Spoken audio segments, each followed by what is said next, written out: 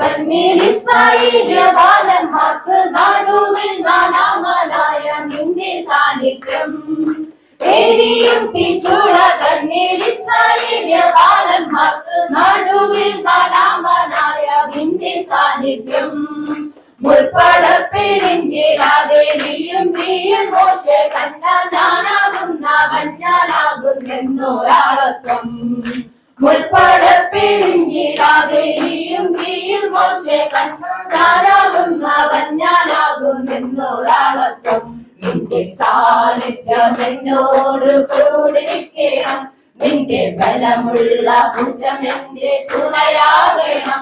നിന്റെ വചനമെൻ പാദങ്ങൾക്ക് ദീപമാകണം. നിന്റെ ശുദ്ധാത്മാവെന്റെ മേലധികാരം ചെയ്യണം. ആകയാൽ ദൈവത്തിന്റെ ജനത്തിന് ഒരു ശബത്ത് അനുഭവം ശേഷിച്ചിരിക്കുന്നു. ഇത്രയും പറയുമ്പോഴൊന്നും ആർക്കും ഒന്നും മനസ്സിലായില്ല എന്ന് എനിക്ക് നന്നായി അറിയാം. അപ്പോ ശബത്ത് എന്ന് പറഞ്ഞാൽ എന്താണ് എന്ന് നിങ്ങൾക്കറിയാം. ശബത്ത് എന്ന് പറഞ്ഞാൽ അതിൻ്റെ അർത്ഥം സ്വസ്ഥതയാണ്. സ്വസ്ഥത, കേട്ടോ, പീസ് അല്ലെ, റെസ്റ്റ് എന്ന റെസ്റ്റ്. സ്തോത്രം. അപ്പൊ ഇവിടെ വായിച്ച വാക്യത്തിലേക്ക് ഇനി ഒന്ന് ശ്രദ്ധ തിരിച്ചേ. ആകയാൽ ദൈവത്തിന്റെ ജനത്തിന് ഒരു ശബത്ത് അനുഭവം എന്ന് പറഞ്ഞാൽ ഒരു സ്വസ്ഥത ശേഷിച്ചിരിക്കുന്നു. ഒരു നല്ല ആമേൻ പറ. ഹല്ലേലൂയ. ഇന്ന് പകലിൽ ഈ ദൂത് തുടങ്ങുന്നതിന് മുമ്പ് അസ്വസ്ഥപ്പെടുന്ന ചിലരെ, ഹൃദയത്തിൽ ഭാരപ്പെടുന്ന ചിലരോട്, ഈ ആലയത്തിലായിരിക്കുന്നത്, കൂട്ടായ്മയ്ക്കകത്തായിരിക്കുന്നത്, ശുശ്രൂഷകൾക്കകത്തായിരിക്കുന്നത്, പക്ഷെ നിങ്ങളുടെ ഹൃദയം എന്തിൻ്റെയൊക്കെയോ ഭാരപ്പെട്ട് ഒരു കടലിലെ തിരമാല സമാനമായി ഒന്ന് മാറി പല ചിന്താഗതികൾ കൊണ്ട്, ഭാരങ്ങൾ കൊണ്ട് ഈ ആരാധന കഴിഞ്ഞാൽ ഞാൻ എങ്ങനെയായി തീരുമെന്നുള്ള ഭാരങ്ങൾ കൊണ്ട് ആരെങ്കിലും ഇതിനകത്ത് ഇരിക്കുന്നുണ്ടെങ്കിൽ ഈ വചനത്തിലൂടെ ഞാൻ നിങ്ങളോട് ദൂത് പറയാം.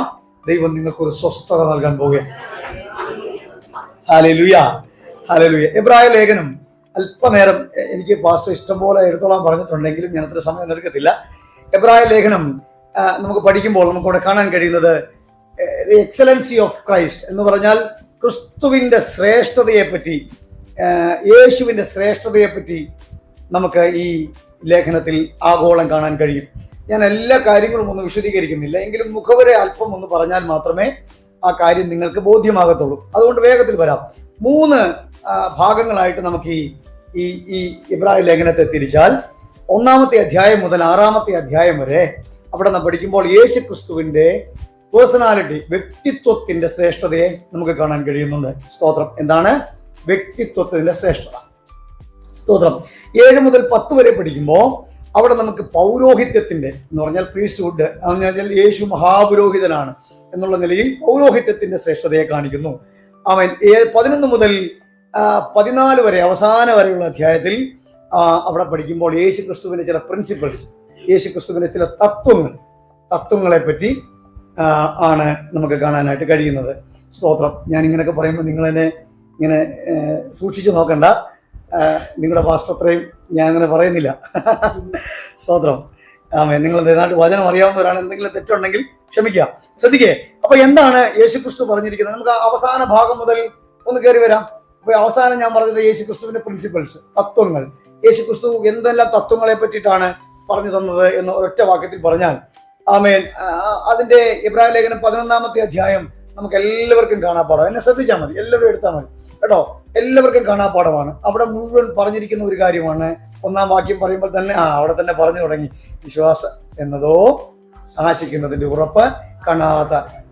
പിന്നെ താഴോട്ട് പഴയ നിയമ ഭക്തന്മാരുടെ എല്ലാം നിരവധി വിശ്വാസ വീരന്മാരുടെ പേരുകൾ താഴോട്ട് പറഞ്ഞു വരികയാണ്. സ്തോത്രം. അപ്പോൾ പഴയ നിയമം നമ്മളെ പഠിപ്പിക്കുന്ന ഒരു പാഠം അത് പ്രവൃത്തിയുടെ വിശ്വാസമാണ്. എന്താണ്? ആചാരങ്ങളിലൂടെ, കർമ്മങ്ങളിലൂടെ, നേർച്ചകളിലൂടെ, വഴിപാടുകളിലൂടെ, യാഗങ്ങളിലൂടെ ദൈവത്തെ പ്രസാദിപ്പിക്കാം. എന്നാൽ ക്രിസ്തു ഇവിടെ പറഞ്ഞു തരുന്ന പുതിയ പ്രിൻസിപ്പിൾ ഈ ലേഖനത്തിൽ 11-ാമത്തെ അധ്യായം മുതൽ നമ്മളെ കാണിക്കുന്നു. അതൊരു പുതിയ പ്രിൻസിപ്പിളാണ്. അത് വിശ്വാസത്തിന്റെ പ്രിൻസിപ്പിളാണ്. ഹല്ലേലൂയ. ആമേൻ, ആമേൻ, ആമേൻ. പഴയ നിയമം പ്രവൃത്തിയുടെ മാർഗമാകുമ്പോൾ പുതിയ നിയമം വിശ്വാസത്തിന്റെ മാർഗത്തെ പരിശുദ്ധാത്മാവ് നമ്മളെ വരച്ചു കാട്ടുക. എന്നിട്ട് അത് തീരുകയല്ല.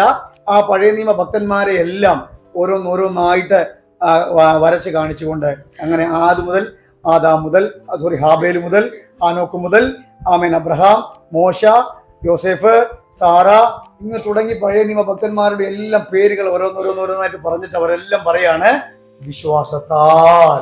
സ്തോത്രം സ്തോത്രം സ്തോത്രം. വിശ്വാസത്താൽ അവര് പഴയ നിയമത്തിൽ പ്രവൃത്തിയിൽ മാത്രമല്ല ജീവിച്ചത്, അവർ വിശ്വാസത്താലും കൂടിയാ ജീവിച്ചത്. എനിക്കത് വിശദീകരിക്കണമെന്നുണ്ട്, ഞാൻ സമയത്തിന്റെ കുറവ് മുഖാന്തരം അങ്ങോട്ട് കയറുന്നില്ല. നോക്കൂ, അങ്ങനെ വിശ്വാസത്താൽ അവർ സാക്ഷ്യം പ്രാപിച്ചിട്ടുള്ളവരാണെന്ന് ആമേൻ 1 by 1 ആയിട്ട് ലേഖകൻ പൗലോസ് എബ്രായർക്ക് എഴുതുമ്പോൾ ഇങ്ങനെ ഓരോന്നോരോന്നോരോന്നായി പറഞ്ഞു വരികയാണ്. അതുകൊണ്ടാണല്ലോ ദൈവവചനത്തിന്റെ അകത്ത് പറയുന്നത്, പുതിയ നിയമത്തിന്റെ അകത്ത് പറയുമ്പോൾ വിശ്വസിച്ചാൽ നീ ദൈവത്തിന്റെ, ഒച്ച പറഞ്ഞു നിങ്ങൾക്കറിയാതെ, വിശ്വസിച്ചാൽ നീ ദൈവത്തിന്റെ മഹത്വം കാണും. ആമേൻ. വിശ്വസിക്കുന്നവർക്ക് വേണ്ടി വ്യാപരിക്കുന്ന ആമേൻ ദൈവശക്തിയുടെ ആളവറ്റ വലിപ്പം എന്നൊക്കെ പറയുന്നത്. ആമേൻ. മറ്റൊരിടത്ത് പറയുന്നു വിശ്വസിക്കുന്നവരാൽ ഈ അടയാളങ്ങൾ നടക്കും. സ്തോത്രം. അപ്പോൾ പുതിയ നിയമത്തിൽ നമ്മളെ വരച്ചു കാട്ടുന്ന മറ്റൊരു തത്വം, പ്രിൻസിപ്പിൾ എന്ന് പറയുന്നത് വിശ്വാസം എന്നുള്ളതാണ്. ഒരു നല്ല ആമേൻ പറഞ്ഞേ. സ്തോത്രം സ്തോത്രം സ്തോത്രം. അപ്പോൾ യേശുക്രിസ്തുവിന്റെ അടുത്ത ശ്രേഷ്ഠത ബാക്കിൽ നിന്ന് വരുമ്പോൾ യേശുക്രിസ്തുവിന്റെ പൗരോഹിത്യത്തിന്റെ ശ്രേഷ്ഠതയാണ്. ആമേൻ. അവിടെ വായിക്കുന്നത്, അവിടെ ചീട്ടിട്ട് വരുന്ന പഴയ നിയമത്തിന്റെ ഒരു ക്രമമല്ല, മൽക്കീസദേക്കിന്റെ ക്രമപ്രകാരം എന്ന് വചനം വായിക്കുന്നു. അല്പം കട്ടിയാണോ എന്ന് ഞാൻ ഒന്ന് ചിന്തിക്കുകയാണ്, ശ്രദ്ധിക്കണേ, എന്നാലും ശ്രദ്ധിച്ചാൽ മനസ്സിലാകും. അപ്പോൾ ആ മൽക്കീസദേക്കിന്റെ ക്രമപ്രകാരം ദൈവത്താൽ നിയോഗിതനായ പുരോഹിതൻ. ആമേൻ. എന്താണ് ആ പൗരോഹിത്യത്തിന്റെ ഉടമ്പടി? അത് പഴയ നിയമത്തിലുള്ള ഉടമ്പടിയല്ല. ആമേൻ. അവൻ ശുശ്രൂഷിച്ചിരുന്ന ദേവാലയം സമാഗമന കൂടാരം പോലെ, യെരുശലേം ദേവാലയം പോലെ ഒരു ദേവാലയത്തിലല്ല ക്രിസ്തു ശുശ്രൂഷിച്ചിരുന്നത്. ക്രിസ്തു ശുശ്രൂഷിച്ചിരുന്നതെല്ലാം സ്വർഗീയ ദേവാലയത്തിലാണ്. ആമേൻ പറയാം. ആമേൻ. അങ്ങനെ യേശു ക്രിസ്തു എന്ന മഹാപുരോഹിതൻ പിന്നെ എവിടെയാണ് യാഗം കഴിച്ചത്? പഴയ നിയമത്തിൽ ആട്ടുകൊറ്റന്മാരെ, കാളക്കിടാങ്ങളെ, ആ കുറുമ്പ്രാവിനെയൊക്കെ അറുത്ത് രക്തം ചിന്തുന്ന ഒരു യാഗത്തിലല്ല യേശു ചെയ്തിരുന്നത്. തന്റെ സ്വന്തം ശരീരത്തിൽ യാഗമായി തീർന്നു. ഹല്ലേലൂയ. തന്റെ സ്വന്തം രക്തത്താൽ യാഗമായി തീർന്ന് സ്വർഗീയ മന്ദിരത്തിലേക്ക് പ്രവേശിച്ച ഒരു ശ്രേഷ്ഠ മഹാപുരോഹിതനാണ് എനിക്കും നിങ്ങൾക്കും വേണ്ടിയുള്ളത്. കരങ്ങൾ ഉയർത്തി നന്ദിയോടെ ദൈവത്തിന് സ്തോത്രം ചെയ്യണം. ഹല്ലേലൂയ. നമ്മളെ മറ്റൊന്നും പറയുമ്പോൾ നിങ്ങൾ സ്തുതിച്ചില്ലെങ്കിലും യേശുവിനെ വർണ്ണിക്കുമ്പോൾ സ്തുതിക്കണം. നമ്മുടെ യേശു കർത്താവ് ആരാധനയ്ക്ക് യോഗ്യനാണെന്നാണ്, അവൻ എല്ലാവരെക്കാളും ശ്രേഷ്ഠനാണെന്നാണ് ഇന്ന് പകലിൽ ഞാൻ നിങ്ങളെ പറയാൻ ആഗ്രഹിക്കുന്നത്. അവസാനമായി ആദ്യ ഭാഗത്തിലേക്ക് വന്നാൽ യേശു ക്രിസ്തുവിന്റെ വ്യക്തിത്വത്തിന്റെ ശ്രേഷ്ഠതയെ നമുക്കവിടെ കാണാൻ കഴിയുന്നുള്ളൂ. അവിടെ പറയുമ്പോൾ എബ്രായ ലേഖനം മുഴുവൻ നാം പഠിച്ചാൽ യേശു ക്രിസ്തു ആ അനേക ആളുകളെക്കാളൊക്കെ ശ്രേഷ്ഠനാണെന്ന് പഠിക്കുന്നുണ്ട്. അവൻ പ്രവാചകന്മാരെക്കാൾ ശ്രേഷ്ഠനാണ്. എന്താണ് പ്രവാചകന്മാരെക്കാൾ ശ്രേഷ്ഠൻ എന്ന് പറയാനുള്ള കാരണം എന്തെന്നറിയാമോ? ആമേൻ. പ്രവാചകന്മാർ എന്ന് പറയുന്നത് വിളിക്കപ്പെട്ടവരാണ്, അല്ലെ? ഏതെങ്കിലും കാരണത്താൽ, എന്തിനെങ്കിലും ഒരു ഉദ്ദേശം കൊണ്ട് ചിലർക്ക് വേണ്ടി പ്രവചിക്കാൻ വിളിക്കപ്പെട്ടവരാണ് പ്രവാചകന്മാർ എന്ന് പറയുന്നത്. പക്ഷേ എന്റെ കർത്താവ് അങ്ങനെ വിളിക്കപ്പെട്ടവനല്ല, അവൻ ദൈവത്തിന്റെ സ്വന്തം പുത്രനാണ്. ഒരു നല്ല ആമേൻ പറ. ഹല്ലേലൂയ. പ്രവാചകന്മാർ ഒരുപാട് പേരുണ്ട്, അല്ലെ? ആമേൻ. പഴയ നിയമത്തിൽ നമ്മൾ നോക്കിയാൽ എത്രയധികം പ്രവാചകന്മാരെ നമുക്ക് അവിടെ കാണാൻ കഴിയുന്നുണ്ട്. പക്ഷേ പുതിയ നിയമത്തിലേക്ക് വന്നേ, പക്ഷെ ഈ പുത്രൻ ക്രിസ്തു ഏകനാണ്. ഹല്ലേലൂയ. പ്രവാചകന്മാർക്ക് ലഭിച്ചിട്ടുള്ള കൃപയല്ല വചനം പറയുന്നു, ദൈവം കൊണ്ട് ഭാഗമായിട്ടും വിവിധങ്ങളായിട്ടും പ്രവാചകന്മാർ മുഖാന്തരം അരുളിച്ചത്, അല്ലെ? അപ്പോ ഭാഗമായിട്ടും കുറച്ച്, ഇപ്പോ ഷിജോ പാസ്റ്റർ വന്ന് പ്രസംഗിക്കുന്ന അല്ലെങ്കിൽ എന്തെങ്കിലും ഒരു പ്രവചനം പറയുന്ന ആ പ്രവചനം അല്ല കർത്താവിന്റെ ദാസൻ ജൂഡി പാസ്റ്റർ പറയുന്നത്. ഞങ്ങൾക്കെല്ലാം ഉള്ള കൃപ വ്യത്യസ്തമാണ്, പലർക്കും പല നിലകളിലാണ്. പക്ഷേ ശ്രദ്ധിക്കണേ, ആമേൻ, ആ ദൈവദാസന്മാരാകുന്ന പ്രവാചകന്മാർക്ക് അവിടെയും ഇവിടെയും മാത്രം കുറച്ച് പ്രവചനം അല്ലെങ്കിൽ കുറച്ച് വെളിപ്പാടുകൾ ലഭിക്കപ്പെട്ടപ്പോൾ, സ്തോത്രം, നമ്മുടെ കർത്താവ് വെളിപ്പാടിൽ പൂർണ്ണതയുള്ള ദൈവമായിരുന്നു. സ്തോത്രം. രണ്ട്, അവൻ ദൂതന്മാരെക്കാൾ ശ്രേഷ്ഠനായിരുന്നു. ഒരു നല്ല ആമേൻ പറഞ്ഞ് എന്റെ കർത്താവ് ദൂതന്മാരെക്കാൾ ശ്രേഷ്ഠനാണ്. ആമേൻ. ദൂതന്മാര് എന്താ ചെയ്യുന്നത്? ദൂതന്മാർ ദൈവത്തെ ആരാധിക്കുന്ന ആരാധകരാണ്. ഹല്ലേലൂയ. മനസ്സിലായോ? ദൂതന്മാർ ദൈവത്തെ ആരാധിക്കുന്ന ആരാധകരാണ്. പക്ഷെ എന്റെ ക്രിസ്തു ആരാധനാണ്. Hallelujah, hallelujah, hallelujah. മാത്രമല്ല വചനം പറയുന്നു, ദൂതന്മാർ നമ്മുടെ സേവകാത്മാക്കൾ എന്ന് പറയുന്നു, അല്ലേ? ദൈവം നമ്മുടെ ദൂതന്മാർ നമ്മളെ സേവിക്കാൻ, നമുക്ക് ശുശ്രൂഷ ചെയ്യാൻ ഉപയോഗിക്കപ്പെട്ട സേവകാത്മാക്കൾ എന്ന് പറയുമ്പോൾ, ആമേൻ, കർത്താവിനെ പറ്റി പറയുമ്പോൾ അവൻ സൃഷ്ടിതാവായ ദൈവമാണ്. ആമേൻ. അവൻ ദൂതന്മാർ സേവകന്മാരാണെങ്കിൽ കർത്താവ് പരമാധികാരിയാണ്. ആമേൻ. കർത്താവിനൊന്ന് നന്നായി സ്തുതിച്ചാട്ടെ. ആമേൻ. മൂന്നാമത് പറയുന്നു, അവൻ മോശയേക്കാൾ ശ്രേഷ്ഠനായ ദൈവം. മോശയേക്കാൾ ശ്രേഷ്ഠനായ ദൈവം. ആമേൻ. എന്താ മോശയേക്കാൾ ശ്രേഷ്ഠനാന്ന് പറയുന്നത്? മോശ തന്റെ ഭവനത്തിലൊക്കെയും ആമേൻ ശുശ്രൂഷക്കാരനായിരുന്നു. പക്ഷേ പുത്രൻ ആ ഭവനത്തിന്റെ അവകാശിയാണ്. ഒരു നല്ല ആമേൻ പറ. അങ്ങനെ ഈ 4-ാം അധ്യായത്തിന്റെ 8-ാമത്തെ വാക്യത്തിലേക്ക് വരുമ്പോൾ അവിടെ നമുക്ക് കാണാൻ കഴിയുന്നുണ്ട്, യോശുവ അവർക്ക് സ്വസ്ഥത വരുത്തി എന്ന് കാണുന്നു. അപ്പോൾ അവിടെ വായിക്കുന്നു, എന്റെ യേശു കർത്താവ്, എന്റെ ദൈവം, എമക്കുള്ള ശ്രേഷ്ഠ മഹാപുരോഹിതൻ, അവൻ യോശുവേക്കാൾ വലിയവനായ ദൈവമാണ്. എന്താണ് യോശുവേക്കാൾ വലിയവനാകുന്നത്? അപ്പോൾ യേശു ക്രിസ്തു നൽകുന്ന സ്വസ്ഥത, ആമേൻ, ഇവിടുത്തെ സ്വസ്ഥത അപൂർണമാണെന്ന് കാണുന്നു. അവർക്കൊരു അസ്വസ്ഥത വരുത്തി, പക്ഷെ അതൊരു പൊളിറ്റിക്കൽ സ്വസ്ഥതയായിരുന്നു. ശ്രദ്ധിച്ചേ, യുദ്ധങ്ങൾ ചെയ്ത് രാജാക്കന്മാരെ കീഴടക്കി അവർ കനാനിലെത്തി തന്റെ ജനത്തിന് തന്റെ അവകാശങ്ങൾ വിഭാഗിച്ചു കൊടുത്തപ്പോ ആ വിഭാഗിച്ച് നൽകിയതിലൂടെ ആ ജനത്തിന് ഒരു സ്വസ്ഥത വന്നു, ഒരു പൊളിറ്റിക്കൽ സ്വസ്ഥത. പക്ഷെ എന്റെ കർത്താവ് ഒരു പൊളിറ്റിക്കൽ സ്വസ്ഥതയല്ല നമുക്ക് നൽകുന്നത്. ഹല്ലേലൂയ! അതിനേക്കാൾ വലുതായ നിത്യമായ ഒരു സ്വസ്ഥത നമുക്ക് നൽകുകയാണ്. അങ്ങനെ 3-ാം അധ്യായത്തിന്റെ 7-ാമത്തെ വാക്യം മുതൽ 4-ാമത്തെ അധ്യായം ഇങ്ങനെ തുടർന്ന് മുമ്പോട്ട് വരുമ്പോൾ ആമേൻ നമുക്ക് കാണാൻ കഴിയുന്ന, അവിടെ എല്ലാം കാണുന്ന ഒരു വാക്യമുണ്ട്. 4-ാം അധ്യായത്തിന്റെ 1-ാമത്തെ വാക്യത്തിൽ വായിക്കുന്നു, അവന്റെ സ്വസ്ഥതയിൽ പ്രവേശിപ്പാനുള്ള വാഗ്ദത്തം നമുക്ക് ശേഷിച്ചിരിക്കുന്നു. പഴയ നിയമ പ്രവാചകന്മാർ, പഴയ നിയമ ഭക്തന്മാരെല്ലാവരും വാഗ്ദത്തങ്ങളൊന്നും പ്രാപിക്കാതെ, എന്ന് പറഞ്ഞാൽ ഈ ശരിക്കുള്ള സ്വസ്ഥത, ക്രിസ്തുവിലൂടെയുള്ള സ്വസ്ഥത അവർ അനുഭവിച്ചില്ല. അങ്ങനെ ഒരു ഭാഗ്യം അവർക്കുണ്ടായില്ല. ഇന്ന് പകലിൽ അബ്രഹാമിനേക്കാൾ വലിയവനായിട്ട് ഇതിനകത്ത് ആരിലും ഉണ്ടോ? യോശുവേക്കാൾ, മോശയേക്കാൾ നിങ്ങളില്ലേ? കരങ്ങളൊന്ന് ഉയർത്തിക്കുക, കാണട്ടെ. നമ്മൾ അതിനേക്കാൾ ശ്രേഷ്ഠരാണ്. കാരണം എന്താ? ക്രിസ്തു മുഖാന്തരമുള്ള ഒരു സ്വസ്ഥത ലഭിച്ചവരാ ഞാനും നിങ്ങൾ, അല്ലേ? അന്ധകാരത്തിൽ നിന്ന് അത്ഭുത പ്രകാശത്തിലേക്ക് വിളിച്ചവന്റെ സദ്ഗുണങ്ങളെ ഘോഷിപ്പാൻ തിരഞ്ഞെടുക്കപ്പെട്ടവർ. ഹല്ലേലൂയ! ഇനി നമുക്കുള്ള സ്വസ്ഥത എങ്ങനെയാ? ആ കർത്താവ് മുഖാന്തരം അല്ലേ? സ്തോത്രം. അതോ യാഗങ്ങൾ മുഖാന്തരമാണോ? കർമ്മങ്ങൾ മുഖാന്തരമാണോ? നോക്കിക്കേ, അവരെക്കാൾ ഒട്ടും ഉന്നതരല്ലാത്ത നമ്മളെ ഈ തൊപ്പിച്ചന്തയിൽ, ഈ കൊച്ചു സഭയ്ക്കകത്ത് കർത്താവിന്റെ അഭിഷിക്തന്റെ കീഴിൽ ഒരു കൂട്ടം ജനതയെ ക്രിസ്തു വേർതിരിച്ചതോർത്ത് എല്ലാവരും ചേർന്ന് ദൈവത്തിനൊന്ന് സ്തോത്രം ചെയ്യണം. ഹല്ലേലൂയ! ഹല്ലേലൂയ! ഹല്ലേലൂയ! അവനിലൂടെയുള്ള ഒരു സ്വസ്ഥത അനുഭവിക്കുന്ന ദൈവജനം. താഴോട്ട് പഠിച്ചു വരുമ്പോ 9-ാമത്തെ വാക്യത്തിൽ പറയാ, അവൻ തന്റെ ജനത്തിന് ഒരു ശബത്ത് അനുഭവം ശേഷിപ്പിച്ചിരിക്കുന്നു. അടുത്തൊരു പർപ്പസിന് വേണ്ടി 3-ാമത്തെ വാക്യം മുതൽ വീണ്ടും അത് എടുക്കുക.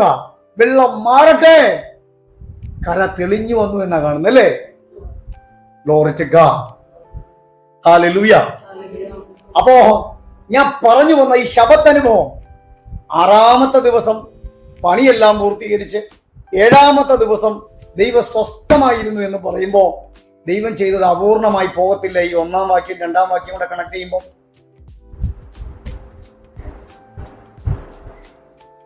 ഇല്ലേ? 1-ാം വാക്യത്തിൽ ഭൂമി ഉണ്ടാക്കി. ദൈവം ചെയ്യുന്നത് അപൂർണമാണോ? പൂർണ്ണമല്ലേ? ദൈവം സൃഷ്ടിച്ച ഭൂമി അപൂർണമായിരുന്നോ? പൂർണ്ണമായിരുന്നു, അല്ലേ? സ്തോത്രം. പക്ഷെ 2-ാമത്തെ വാക്യത്തിൽ വന്നപ്പോ എന്ത് ചെയ്തു? ആ ഭൂമി പാഴും ശൂന്യമായി പോയി. അപ്പൊ ദൈവം ചെയ്ത പ്രവൃത്തി ആദ്യം പൂർത്തീകരിച്ചെങ്കിൽ അന്നൊരു സ്വസ്ഥത വെളിപ്പെടണ്ടേ? സ്തോത്രം, അല്ലേ? അവിടെ സ്വസ്ഥത വെളിപ്പെടുന്നില്ല. കാര്യം എന്താ?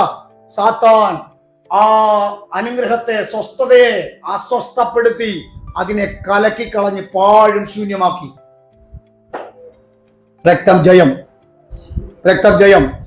പക്ഷേ അവൻ 3-ാമത്തെ വാക്യത്തിൽ വരുമ്പോൾ അവൻ ആ 3-ാമത്തെ വാക്യം മുതൽ പുനഃസൃഷ്ടി ചെയ്യുകയാണ്.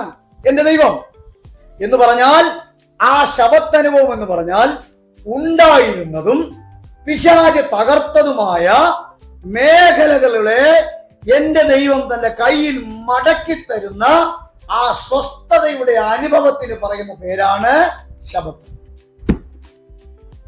മനസ്സിലായില്ല? ശ്രദ്ധിച്ചേ. ഉണ്ടായിരുന്നതും, ആമേൻ, നിലവിലുണ്ടായിരുന്നതും പിശാച് തകർത്തതുമായ മേഖലകളെ ദൈവം വീണ്ടും നമ്മുടെ കയ്യിലേക്ക് മടക്കി തരുന്നതിന് പറയുന്ന പേരാണ് ശബത്ത്. മനസ്സിലായോ? ഇതൂത് ഇന്നലെ എനിക്ക് മനസ്സിലായപ്പോ എനിക്ക് തന്നെ മനസ്സിലായില്ല. അപ്പൊ നിങ്ങൾക്ക് സ്തോത്രം. നിങ്ങൾ ആത്മാവിലൊന്ന് കയറി വന്നേ. സ്തോത്രം. ഉദാഹരണം, കളഞ്ഞു പോയൊരു വ്യക്തി സാധനം ഒന്ന് വിചാരിച്ചോ. സ്തോത്രം സ്തോത്രം സ്തോത്രം. ഹല്ലേലൂയ. കളഞ്ഞു പോയ ചില കാര്യങ്ങളുണ്ടെന്ന് നിങ്ങളൊന്ന് ചിന്തിച്ചേ. സ്തോത്രം.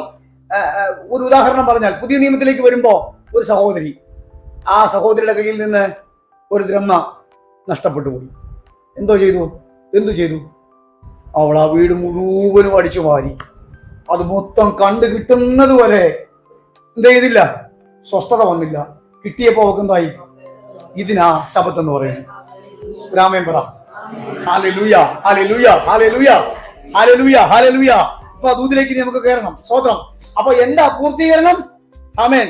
ഉള്ളതിനെ പുതുതായി ഉണ്ടാക്കി തരുന്നതല്ല, ഉണ്ടായിരുന്നത് നഷ്ടപ്പെട്ടു പോയിട്ട് അതിനെ റീബിൽഡ് ചെയ്ത് വീണ്ടും എന്റെ കരങ്ങളിൽ മടക്കി തരുന്നതിനാ ദൈവം ശബത്ത് അനുഭവം എന്ന് പറയുന്നത്. ഓ റബാ ശന്തനാധരാദിയാല. Hallelujah hallelujah. മനസ്സിലായവർ ദൈവത്തെ ഒന്ന് നന്നായി സ്തുതിച്ചേ. Hallelujah hallelujah. ഇന്ന് പകലിൽ നഷ്ടപ്പെട്ടു പോയ ദൈവകൃപ, നഷ്ടപ്പെട്ടു പോയ നിന്റെ ജീവിതത്തിന്റെ നന്മകൾ, നഷ്ടപ്പെട്ടു പോയ നിന്റെ കുടുംബ സന്തോഷങ്ങൾ, നഷ്ടപ്പെട്ടു പോയ നിന്റെ തലമുറയുടെ ഭാവികൾ, നഷ്ടപ്പെട്ടു പോയ നാളുകളെ ഓർത്തുള്ള നിന്റെ വിചാരങ്ങൾ, ഇന്നലകളിൽ ദൈവം നിനക്ക് തന്ന നന്മകൾ എല്ലാം തിരിച്ചു പിടിക്കുന്ന പകലാക്കി ഒരു ശബത്തിന്റെ അനുഭവമാക്കി ഇന്ന് പകലിൽ ഇതിനകത്ത് മാറ്റാൻ യേശുവിന്റെ നാമത്തിൽ പറഞ്ഞാൽ നിങ്ങളുടെ കയ്യിലുണ്ടായിരുന്നു, നിങ്ങളുടെ കരങ്ങളിൽ ഉണ്ടായിട്ട് നിങ്ങൾക്ക് പിടിക്കാൻ കഴിയാതെ വഴുതിപ്പോയതിനെ, സ്തോത്രം, പാഴും ശൂന്യമായി പോയതിനെ, അങ്ങനെയുള്ള പ്രതലങ്ങളെ, അങ്ങനെയുള്ള സ്ഥലങ്ങളെ നോക്കിയിട്ട് ഈ പകലിൽ പരിശുദ്ധാത്മാവ് പറയുന്നു, അത് തിരിച്ചു പിടിക്കുന്ന അനുഭവമാണ് യഥാർത്ഥ സ്വസ്ഥതയുടെ അനുഭവം. ഓ രക്തം ജയം, രക്തം ജയം. എന്റെ കൂടെ ഉണ്ടോ നിങ്ങള്? ആത്മാവേ ഹല്ലേലൂയ ഹല്ലേലൂയ ഹല്ലേലൂയ. ഇനി ഒരു ഇച്ചിരി ഉദാഹരണം ദൈവജനത്തിൽ നിന്ന് പറഞ്ഞാൽ, ബാബേലിൽ അടിമകളായിരുന്ന ദൈവജനം 3 ഘട്ടങ്ങളായിട്ട് യെരൂശലേമിലേക്ക് മടങ്ങി വന്നല്ലോ. അങ്ങനെ നെഹമ്യാവിന്റെ കാലഘട്ടത്തിൽ മടങ്ങി വരുമ്പോ അവർ കണ്ട കാഴ്ച, ആലയം തീ വെച്ച് ചുട്ട് നശിപ്പിച്ചിരിക്കുന്നു, മതിലുകൾ ഇടിഞ്ഞു കിടക്കുന്നു. ദൈവത്തിന്റെ അഭിഷിക്തന്മാർ എന്താ ചെയ്തത്? ആ മതിലിനെ, യെസ്, ആ വാക്കാണ് കറക്റ്റ്, അതിനെ റീബിൽഡ് ചെയ്തു. ഇടിച്ചു കളഞ്ഞിട്ട് ഫൗണ്ടേഷൻ മുതൽ ഒന്നിച്ച് ചെയ്തില്ല, ഉള്ളതിനെ, ഫൗണ്ടേഷനിലുള്ളതിനെ റീബിൽഡ് ചെയ്ത് റെഡിയാക്കി കൊടുക്കുന്ന ദൈവം. ഇതിനെയാണ് വചനം പറയുന്നത് സ്വസ്ഥത, ശബത്ത് അനുഭവം എന്ന് പറയുന്നത്. ഒരു നല്ല ആമേൻ പറഞ്ഞേ. ഹല്ലേലൂയ. അപ്പൊ ആമേൻ, ശബത്ത് അനുഭവത്തിൽ എന്തോ ഉണ്ട്? ഒരു പൂർത്തീകരണത്തിന്റെ അനുഭവമുണ്ട്. എന്താ പൂർത്തീകരണം? ഹല്ലേലൂയ. പുതിയതൊന്നും ഉണ്ടാക്കുന്നതല്ല, നമ്മുടെ കയ്യിൽ നിന്ന് പോയതിനെ. കർത്താവിന്റെ മക്കളെ, നിങ്ങൾക്ക് വളരെ പ്രഷ്യസ് ആയിട്ട് ഒരു ഫോട്ടോഗ്രാഫി നിങ്ങളുടെ കയ്യിലുണ്ടായിരുന്നു, നിങ്ങളുടെ മൊബൈലിലുണ്ടായിരുന്നു. നിങ്ങൾ അറിഞ്ഞോ അറിയാതെയോ ഒക്കെ അതങ്ങ് ഡിലീറ്റ് ആയിപ്പോയി. ഉദാഹരണം പറഞ്ഞാൽ, കുറച്ച് നാൾ മുമ്പ് എൻ്റെ ഫോണ് ഒരു പഴയ ഫോണായിരുന്നു. അപ്പോൾ കർത്താവിന്റെ ദാസനൊക്കെ അറിയാം. അപ്പോൾ ആ സമയത്ത് ഞങ്ങളെല്ലാം കൂടെ പോയി ഒരു ഫോൺ വാങ്ങിയപ്പോൾ എൻ്റെ പഴയ ഡേറ്റാസ് എല്ലാം അങ്ങ് പോയല്ലോ. സ്തോത്രം. അങ്ങനെ ഞാൻ ദുഃഖിച്ചിരുന്ന് ഈ ഫോൺ എടുത്ത് എൻ്റെ പഴയ ഗൂഗിൾ അക്കൗണ്ട് ഞാൻ റീസ്റ്റോർ ചെയ്തപ്പോൾ 2006 മുതലുള്ള ഫോട്ടോകൾ എനിക്ക് വീണ്ടും വന്നു. ഉടനെ എൻ്റെ ഹൃദയത്തിനകത്ത്, അയ്യോ, ഞാൻ കാണാത്ത ഫോട്ടോയും കൂടെ എനിക്ക് തന്നല്ലോ എന്നോർത്തുള്ളൊരു സ്തോത്രം സ്തോത്രം സ്തോത്രം സ്തോത്രം സ്തോത്രം സ്തോത്രം. ഒരു നല്ല ആമേൻ പറ. Hallelujah hallelujah hallelujah. ഇനി അതും പോട്ടെ, കുറേ നാളുകൾക്ക് മുമ്പ് നമ്മൾ പലപ്പോഴും ഈ സഹോദരിമാരൊക്കെ പൈസയൊക്കെ ഒളിച്ചു വെക്കുന്ന കൂട്ടത്തിലുള്ളവർ അല്ലേ, നമ്മുടെ പോക്കറ്റിൽ നിന്നൊക്കെ എടുത്ത് സൂക്ഷിച്ചൊക്കെ വെക്കും. അപ്പം ഇവരും അത് മറന്നുപോയി, വെച്ചതങ്ങ് മറന്നുപോയി. സ്തോത്രം. എനിക്കങ്ങനെ അനുഭവം ഉണ്ടാവാറുണ്ട്. ഞാൻ ഈ വൈഫ് കാണാതെ ചിലപ്പോഴൊക്കെ ഇതിലൊന്നും ഇല്ലെന്ന് പറയും. എന്ത് ചോദിച്ചാൽ ഞാൻ ഒന്നും ഇല്ലെന്ന് പറയും. സ്തോത്രം. അപ്പോൾ എടുത്ത് മാറ്റി വെക്കും. ചിലപ്പോൾ എവിടെയെങ്കിലുമൊക്കെ പോകാൻ നേരത്തെ എന്തെങ്കിലുമൊക്കെ എടുത്ത് നോക്കുമ്പോഴാണ് ഇതിനകത്തൊരു 1000 രൂപ, ഒരു സന്തോഷം. സ്തോത്രം അല്ലേ? അങ്ങനെ വഴുതിപ്പോയതിനെ തിരിച്ചു കിട്ടുന്ന അനുഭവത്തിന്റെ പേരാണ് ശബത്ത് അനുഭവം. സ്തോത്രം പറ. സ്തോത്രം സ്തോത്രം സ്തോത്രം സ്തോത്രം സ്തോത്രം. ഹല്ലേലൂയ. അങ്ങനെ നഷ്ടപ്പെട്ടാൽ അത് കണ്ടെത്തുന്നത് വരെ, ഹല്ലേലൂയ, ഒരു വലിയ ദൈവാനുഭവത്തോടുകൂടെ തിരിച്ചു മേടിക്കുന്ന ഒരു ഉദാഹരണം കൂടെ പറഞ്ഞ, എലീശയുടെ ശിഷ്യന്മാരെ, അവർക്കൊരു ജീവിതത്തിൽ ഒരു എക്സ്പാൻഷൻ ഉണ്ടാകാൻ, ഒരു വിസ്താരം ഉണ്ടാകാൻ, ഒരു വിസ്തൃതി ഉണ്ടാകാൻ അവർ ആഗ്രഹിച്ചു. ഒരു വീടൊക്കെ പണിയാൻ ആഗ്രഹിച്ചു അല്ലേ? നിങ്ങൾക്ക് എല്ലാവർക്കും അറിയാം, അവര് മരം മുറിക്കാനായിട്ട് അങ്ങോട്ട് പോയി. പക്ഷേ ആ മരം മുറിക്കുമ്പോൾ അദ്ദേഹത്തിന്റെ കോടാലി വെള്ളത്തിനകത്ത് വീണുപോയി. സ്തോത്രം സ്തോത്രം. അവൻ ഉടനെ യജമാനന്റെ അടുത്ത് പറഞ്ഞു, യജമാനനെ, എൻ്റെ ഇരുമ്പ് വെള്ളത്തിനകത്ത് പോയി. സ്തോത്രം സ്തോത്രം സ്തോത്രം. ആമേൻ. പക്ഷെ എന്താ ചെയ്തേ? ആ ദൈവദാസൻ ആമേൻ രണ്ട് കോല് വെട്ടി എൻ്റെ അകത്തിടുന്നു. വെള്ളത്തിൽ നിന്ന് ഇരുമ്പ് പൊങ്ങി വരുന്നു. എവിടെയെങ്കിലും കണ്ടിട്ടുണ്ടോ നിങ്ങൾ? എവിടെയെങ്കിലും കണ്ടിട്ടുണ്ടോ? സ്തോത്രം. കണ്ടിട്ടുണ്ടോ? അത് അസാധ്യമാണ് അല്ലേ? അസാധ്യമാണ്. അത് നമ്മുടെ ഇവിടുത്തെ ലോയ്ക്ക് എതിരാണ് അല്ലേ? എന്ന് പറഞ്ഞാൽ നിയമങ്ങൾക്ക്, എന്ന് പറഞ്ഞാൽ ഗുരുത്വാകർഷണ ബലം അല്ലേ? ആ ബലത്തിന് എതിരല്ലേ അത്? ഹല്ലേലൂയ. അങ്ങനെ വെള്ളത്തിൽ ഇരുമ്പ് പൊങ്ങി വരുമെങ്കിൽ നഷ്ടപ്പെട്ടു പോയ നിന്റെ നന്മയെ, നഷ്ടപ്പെട്ടു പോയ നിന്റെ അനുഗ്രഹത്തെ, നഷ്ടപ്പെട്ടു പോയ നിന്റെ ദൈവത്തിന്റെ കൃപയെ, നഷ്ടപ്പെട്ടു പോയ നിന്റെ ജീവിത സന്തോഷത്തെ മടക്കിത്തരാൻ എന്റെ ദൈവത്തിന് കഴിയോ? ഇന്ന് പകലിൽ എന്റെ ജനത്തിന്റെ മേൽ ആ ശബത്ത് അനുഭവം ഉണ്ടാകട്ടെ. അതുകൊണ്ടാണ് യെശയ്യാ പ്രവാചകന്റെ പുസ്തകം 58 പറയുന്നത്, നിന്റെ സന്തതി പുരാതന ശൂന്യങ്ങളെ പണിയും, തലമുറ തലമുറയായി കിടക്കുന്ന അടിസ്ഥാനങ്ങളെ നീ കെട്ടിപ്പൊക്കും, കേട് തീർക്കുന്നവനെന്നും കുടിയിരിപ്പാൻ തക്കവണ്ണം പാതകളെ യഥാസ്ഥാനത്താക്കുന്നവനെന്നും നിനക്ക് പേർ പറയും. ഹല്ലേലൂയ. നിങ്ങൾ ഈ ഭാഗങ്ങളൊക്കെ പോയി വീട്ടിൽ നിന്ന് ധ്യാനിച്ചോണം കേട്ടോ. സ്തോത്രം. എന്തിനാ പുരാതന ശൂന്യങ്ങളെ പണിയുന്നത്? ഒരു വീട് വെക്കുന്നതിനെ കുറിച്ചല്ല പറയുന്നത്. സ്തോത്രം. വീട് വെക്കാൻ ആഗ്രഹിച്ചാല് നിങ്ങളുടെ നിലവിലുള്ള വീടിനെ നിർത്തിക്കൊണ്ട് ഒരു വീട് പണിയുന്നതാണോ അതോ പുതിയ വീട് പണിയുന്നതാണോ നിങ്ങൾക്ക് ഇഷ്ടം? എപ്പോഴും പുതിയ വീട് പണിയുന്നതാ അല്ലേ? പഴയ വീടിനെ ഒന്നുകൂടെ പെയിന്റ് അടിച്ച് ഒന്നുകൂടെ ഒക്കെ ആക്കിയാലും അതേ സൗകര്യമല്ലേ ഉള്ളൂ. അതുകൊണ്ട് അത് ആർക്കും വലിയ താല്പര്യമുള്ള കേസല്ല. സ്തോത്രം. പക്ഷേ ഇവിടെ പറയുന്നു പഴയ വീട് റിനോവേറ്റ് ചെയ്യുന്നതിൽ പുതിയ വീട് വെക്കുന്നതല്ല ഇഷ്ടം. അപ്പം ഇവിടെ പറയുന്നു തലമുറ തലമുറയായുള്ള ഹല്ലേലൂയ അടിസ്ഥാനങ്ങളെ നീ കെട്ടിപ്പൊക്കും എന്ന് പറഞ്ഞാൽ ഹല്ലേലൂയ. ഇനി എന്നെ ഒന്ന് കേട്ടെ, നിങ്ങളുടെ പിതാവിന് ഒരു ആഗ്രഹം ഉണ്ടായിരുന്നെന്ന് വിചാരിച്ചേ. ആ ആഗ്രഹത്തോടു കൂടെ ചില കാര്യങ്ങൾ ചെയ്യാൻ തുടങ്ങിയപ്പോ നിങ്ങളുടെ പിതാവ് പെട്ടെന്ന് ഇവിടുന്ന് മാറ്റപ്പെട്ടു പോയി. സ്തോത്രം. നിങ്ങൾ എന്തെങ്കിലും ഒരു കാര്യം കൂട്ടിവെച്ച് ഒരു ബിസിനസ് തുടങ്ങാൻ ആഗ്രഹിച്ച് ആദ്യം അതിന്റെ ലൈസൻസ് എടുക്കുന്നതിന്റെ കാര്യങ്ങൾ തുടങ്ങിയപ്പോൾ ആ വീട്ടിൽ എവിടെ നിന്നോ വന്ന ഒരു പ്രശ്നം കൊണ്ട് അത് വഴിയിൽ വെച്ച് സ്റ്റക്കായി പോയി. സ്തോത്രം. നിങ്ങളുടെ കുടുംബത്തിൽ ഒരു വലിയ സന്തോഷത്തിന്റെ അനുഭവം ഉണ്ടായി വന്നപ്പോൾ എവിടെ നിന്നോ വന്നൊരു കൊച്ചു പനിയോ ഒരു രോഗമോ നിങ്ങളുടെ വീടിന്റെ സന്തോഷത്തെ കെടുത്തിക്കളഞ്ഞു. സ്തോത്രം സ്തോത്രം സ്തോത്രം. ജീവിതത്തിൽ നിങ്ങൾ അനുഭവിക്കാൻ പെടുന്ന നല്ല സന്തോഷങ്ങൾ അനുഭവിക്കുമ്പോ ഹല്ലേലൂയ അതെല്ലാം പിശാച് വന്ന് എവിടെയോ കെടുത്തിക്കളയുമ്പോ ദൈവവചനം പറയുന്നു തലമുറ തലമുറയായുള്ള എന്ന് പറഞ്ഞാൽ നിന്റെ ആഗ്രഹവും നിന്റെ അപ്പന്റെ ആഗ്രഹവും നിന്റെ വല്യപ്പച്ചന്റെ ആഗ്രഹവും നിന്നിലൂടെ നിവർത്തിക്കുന്ന വചനം പറയുന്നത് എവിടെയോ നഷ്ടപ്പെട്ടു പോയതിനെ പണിതുയർത്തുന്ന ഒരു തലമുറയെ ദൈവം ഇതിനകത്ത് എഴുന്നേൽപ്പിക്കും. ഹല്ലേലൂയ. ദൈവം ഇതിനകത്ത് എഴുന്നേൽപ്പിക്കാൻ പോകുകയാ. ഹല്ലേലൂയ. അപ്പോ ശബത്തിന്റെ അർത്ഥം യഥാസ്ഥാനത്തിന്റെ അനുഭവം. ആമേൻ. പരിശുദ്ധാത്മാവ് നിങ്ങളുടെ മേൽ തുറക്കും. ഒരു യഥാസ്ഥാപനത്തിന്റെ പുനഃസ്ഥാപനത്തിന്റെ അനുഭവം നിങ്ങളുടെ മേൽ തുറക്കുന്നു എന്നാണ്. അതിന്റെ തനിമ നഷ്ടപ്പെട്ടു പോയെങ്കിൽ അതിലേക്ക് മടക്കി വരുത്തുന്ന ഒരു ശേഷിപ്പിനെ ദൈവം കരുതിയിട്ടുണ്ട്. ദൈവം ശബത്ത് അനുഭവത്തിലേക്കാണ് തന്റെ ജനത്തെ മടക്കി വരുത്തുമെന്ന് അറിയിച്ചിരിക്കുന്നത്. സ്വസ്ഥതയിലേക്കല്ല. അവൻ തമ്മിൽ കമ്പയർ ചെയ്യാനാ പറഞ്ഞത്. യോശുവ കൊടുത്ത സ്വസ്ഥത ആമേൻ ആ ഒരു സ്വസ്ഥതയാണെങ്കിൽ ക്രിസ്തു തരുന്നത് ഒരു ശബത്തിന്റെ അനുഭവമാണ്. റിസ്റ്റോറേഷൻ ആണ് ദൈവം തരുന്നത്. അപ്പോ ശബത്തിന് ഒരു പൂർണ്ണത, പൂർത്തീകരണം. ഒരു നല്ല ആമേൻ പറഞ്ഞു. സ്തോത്രം സ്തോത്രം സ്തോത്രം സ്തോത്രം സ്തോത്രം. അപ്പൊ ഒന്നാമത്തെ പ്രത്യേകത പൂർത്തീകരണത്തിന്റെ അനുഭവം ഉണ്ടാകും. കാൽവരി ക്രൂശിലേക്കൊന്ന് നോക്കിക്കേ. ക്രൂശിലും അത് തന്നെയല്ലേ നടന്നത് അല്ലേ? ആമേ. കാൽവരി ക്രൂശിലേക്കൊന്ന് നോക്കിക്കേ. ക്രൂശിൽ എന്താ നടന്നേ? യേശു അവസാനം പറഞ്ഞു സകലതും നിവൃത്തിയായി എന്ന് പറഞ്ഞവൻ തന്റെ പ്രാണനെ ഹല്ലേലൂയ രക്ഷണ്യ പ്രവർത്തികൾ അവൻ എല്ലാം ക്രിസ്തുവിൽ കാൽവരിയിൽ ക്രൂശിൽ പൂർത്തീകരിച്ചിട്ടാണ് ആ സ്വസ്ഥതയിലേക്ക് എന്റെ ദൈവം തമ്പുരാൻ പ്രവേശിച്ചതെങ്കിൽ ഹല്ലേലൂയ ഹല്ലേലൂയ. ഇന്ന് പകലിൽ പാതി വഴിയിൽ വെച്ച് പോയ നിന്റെ ജീവിതത്തെ ആമേൻ, പാതി വഴിയിൽ അസ്തമിച്ച നിന്റെ പ്രാർത്ഥനാ വിഷയങ്ങൾ ഉണ്ടെങ്കിൽ, ആമേൻ, പാതി വഴിക്കകത്ത് നിന്റെ ജീവിതത്തിന്റെ അകത്ത് ചലനമില്ലാത്ത ചില വിഷയങ്ങൾ ഉണ്ടെങ്കിൽ എന്റെ ദൈവം ഇന്ന് പകലിൽ പറയുന്നു ഞാൻ അത് പൂർത്തീകരിക്കുന്ന ദൈവമാണ്. വചനം പറയുന്നു നിങ്ങളിൽ നല്ല പ്രവൃത്തി ആരംഭിച്ചവൻ ക്രിസ്തുവിന്റെ നാളോളം അതിനെ. ഒരു നല്ല ആമേൻ പറ. ഞാൻ എന്റെ വാക്ക് അവസാനിപ്പിക്കാൻ പോകുകയാണ്. ഹല്ലേലൂയ. തീർന്നെന്നാണോ നോക്കി? അതോ ഇനിയും പറയണമെന്നാണോ? ഇനിയും പറയണം. ആമേൻ. ഇല്ലാത്തത് കൊണ്ടല്ല, ഈ രണ്ട് കാര്യങ്ങളോട് ഉണ്ട്. ഒന്ന്, അതിന് ഒരു അനുഗ്രഹത്തിന്റെ അനുഭവം.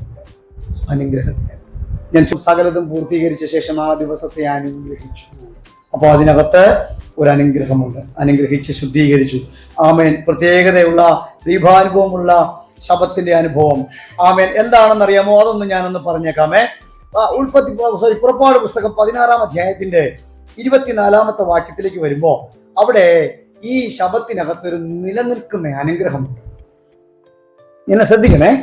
നിലനിൽക്കുന്ന ഒരു അനുഗ്രഹം. നിലനിൽക്കുന്ന എല്ലാവരും അവിടെ വായിച്ചത് 16-ാം അധ്യായത്തിന്റെ 24-ാമത്തെ വാക്യം ഒന്ന് വായിച്ചു. ദൈവം പറഞ്ഞാൽ നിങ്ങൾ അനുസരിക്കണം. ദൈവം തന്നാലേ എന്തെങ്കിലും അനുഭവിക്കാൻ നിങ്ങൾക്ക് ഉള്ളൂ. ഇവിടെ ഇത് കണ്ടേ, എല്ലാവരും ശ്രദ്ധിച്ചേ. ആമേൻ. ഒരു നല്ല കാര്യം അവിടെ നടക്കുക. ആ ദൈവാനുഗ്രഹം ഇല്ലെങ്കിൽ നമുക്കൊന്നും ഉപകരിക്കത്തില്ല. ഈ ശബത്ത് ദിവസം മാത്രം അവർ തലേ ദിവസം പെറുക്കിയത് അടുത്ത ദിവസത്തേക്ക് ചീയാതെ നാറാതെ അവർക്ക് പോഷണത്തിനുള്ള ദൈവം കൃത്യമായി സൂക്ഷിച്ചു വെക്കും. അപ്പൊ ശബത്തിന്റെ ഒരു അനുഗ്രഹം, നിലനിൽക്കുന്ന അനുഗ്രഹത്തിന്റെ ഒരു അനുഭവം ദൈവം നമുക്ക് ശബത്തിന്റെ ദിവസം നൽകി തരും. ഏതാണ്? നിലനിൽക്കുന്ന സ്ഥായിയായ ഒരു അനുഗ്രഹം ശബത്തിൽ ദൈവം നമുക്ക് തരും. അതാണ് ശബത്തിന്റെ അനുഭവം. ഈ ശബത്ത് അനുഭവം എന്ന് പറഞ്ഞാൽ, ഈ ശബത്തെ അനുഭവം നിങ്ങളുടെ ജീവിതത്തിൽ തുറക്കുമെന്നൊക്കെ പറഞ്ഞാൽ അതിന്റെ അർത്ഥം, ആമേൻ, ഇതുവരെയും പലതും തുറന്നിട്ടും അത് നഷ്ടപ്പെട്ടു പോയതാണെങ്കിൽ, പലതും കയ്യിൽ വന്നിട്ട് അത് തെറ്റിപ്പോയ അനുഭവമാണെങ്കിൽ, ആമേൻ, ഇന്ന് പകലിൽ ഒന്ന് നിങ്ങൾ ശ്രദ്ധ വെച്ചൊന്ന് കേട്ടേ. നഷ്ടപ്പെട്ടു പോയതിനെ സ്ഥിരമാക്കി ദൈവം നമുക്ക് തരുന്നതിനെയാണ് ശബത്ത് അനുഭവം എന്ന് പറയുന്നത്. ഞാൻ വാക്കുകൾ അവസാനിപ്പിക്കും. നിലനിൽക്കണം. കഴിഞ്ഞ 6 ദിവസം വരെ എത്ര പണി ചെയ്താലും, എത്ര ഓവർ ടൈം ചെയ്താലും അവർക്ക് വിശപ്പിനുള്ളത് മാത്രമേ ശേഷിക്കൂ, ബാക്കി ചെയ്യൂ. പക്ഷെ ശബത്തിൽ ചെയ്യത്തില്ല. ഇവിടെ വന്നാൽ മതി, പ്രാർത്ഥിച്ചാൽ മതി.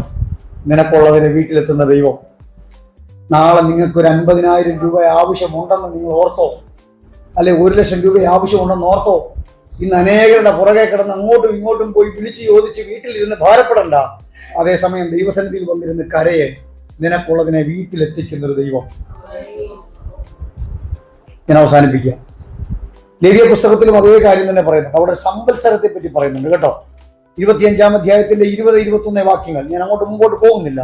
സ്വതം അവിടെ പറയുന്നത്, ഞങ്ങൾ എന്ത് തിന്നും എന്തുടുക്കും. അവിടെ യോബേൽ എന്ന് പറയുന്ന ഈ കാലഘട്ടത്തെ കുറിച്ചാണ് പറയുന്നത്. ഉപവാസത്തിന്റെ ശബത്തിന്റെ തൊട്ട് മുമ്പുള്ള കാലഘട്ടം. സ്വതന്ത്രം. അവിടെ പറയുന്നത് 6-ാം മാസം വരെ നിങ്ങൾ വിതയ്ക്കാവൂ. 7-ാം മാസം സ്വസ്ഥത അനുഭവിക്കണം. ആമേൻ. 8-ാം മാസത്തിൽ വീണ്ടും വിതയ്ക്കണം. 9-ാം മാസത്തിൽ അത് കാര്യം ചെയ്യണം. പക്ഷെ 6-ാം മാസത്തിൽ വിതച്ചതിന് ശേഷം 9-ാം മാസത്തിൽ വരെ ഉള്ളത് ദൈവം ആ സ്ഥലത്ത് നിന്ന് നിങ്ങൾക്ക് തരുമെന്നാണ്. മനസ്സിലാവുന്നുണ്ടോ? അപ്പൊ നിലനിൽക്കുന്ന ഒരു അനുഗ്രഹം, നിലനിൽക്കുന്ന ഒരു അനുഗ്രഹം. 3, ശബത്തിന്റെ ഒരു അനുഗ്രഹം. അതുകൂടെ ഞാൻ ഒരു വാക്ക് പറഞ്ഞു നിർത്താം. ഇത് ശുദ്ധീകരണത്തിന്റെ അനുഭവമാണ്. ശുദ്ധീകരണത്തിന്റെ അനുഭവം. ഹല്ലേലൂയ. ഉൽപ്പത്തി പുസ്തകം 2-ാം അധ്യായം 24-ാമത്തെ വാക്യത്തിൽ പറയുന്നവർ സ്വസ്ഥനായി അവൻ ആ ദിവസത്തെ അനുഗ്രഹിച്ച് ശുദ്ധീകരിച്ചു. എന്താണ് അതിന്റെ അർത്ഥം? ഹല്ലേലൂയ. ആ 24 മണിക്കൂറിനെ ശുദ്ധീകരിക്കുമെന്നാണോ പറയുന്നത്? അല്ല. ശുദ്ധീകരണം എപ്പോഴും ദൈവം ആഗ്രഹിച്ചത് ദൈവ സാന്നിധ്യം ഇറങ്ങി വരാൻ വേണ്ടിയിട്ടാണ്. സ്തോത്രം. ആമേൻ. ശബത്ത് ശുദ്ധീകരണത്തിന്റെ ഒരു അനുഭവമല്ലേ? സ്തോത്രം. ഒരു അനുഗ്രഹമല്ലേ? ആ വചനം പറയാ. അതായത് മോശ മലയിലേക്ക് കയറിപ്പോയി അല്ലേ? സ്തോത്രം.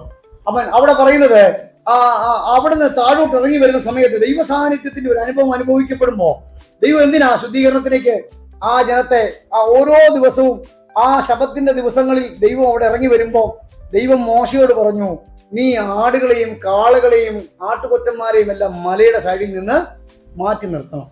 എന്നിട്ട് ജനത്തോട് പറഞ്ഞു, നിങ്ങളെല്ലാം ശുദ്ധീകരണം അനുഭവിക്കണം. അശുദ്ധമായതിനെ ദൈവ സാന്നിധ്യത്തിൽ നിന്ന് മാറ്റി ജനമെല്ലാം ശുദ്ധീകരിക്കണം. എന്തിനാ ശുദ്ധീകരിക്കുന്നത്? ആ ഒരൊറ്റ കാര്യം പറഞ്ഞാൽ നിർത്താൻ പോകും. എന്തിനാ ശുദ്ധീകരിക്കുന്നത്?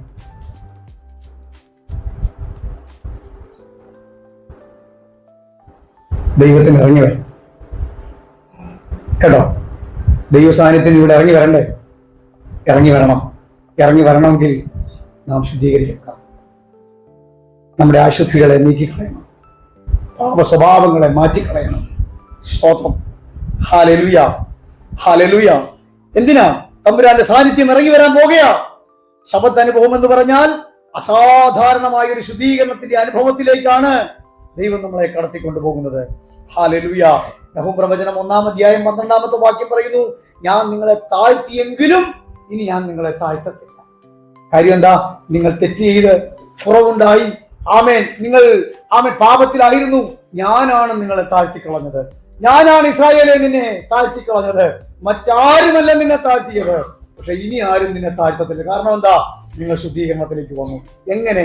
ഒരു അഗ്നിശോധനയിലൂടെ ഒരു സ്വർണം പുറത്തു വരുന്നത് പോലെ ഈ തട്ടാൻ സ്വർണം ശുദ്ധീകരിക്കുമ്പോൾ ആ സ്വർണം ഉരുകി അതൊരു ഒരു ഒരു ഒരു ഒരു ഒരു ഒരു മെൽറ്റായി ഒരു ദ്രാവക രൂപത്തിലാകുമ്പോൾ ഈ തട്ടാന്റെ മുഖം ആ സ്വർണത്തിൽ ഇങ്ങനെ തെളിയുമെന്നാണ് പറയുന്നത്. അപ്പോഴാ അത് ശരിക്കും പ്യൂരിഫൈ ആയെന്ന് മനസ്സിലാകുന്നത്.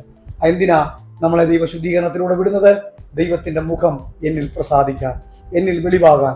അതിനുവേണ്ടി മാത്രമാണ് ഇന്ന് പകലിൽ നാം ആയിരിക്കേണ്ടത്. അപ്പോൾ ശബത്തിന് 3 അനുഭവങ്ങൾ. 1, ഒരു പൂർത്തീകരണം തരുന്നൊരു ദൈവം.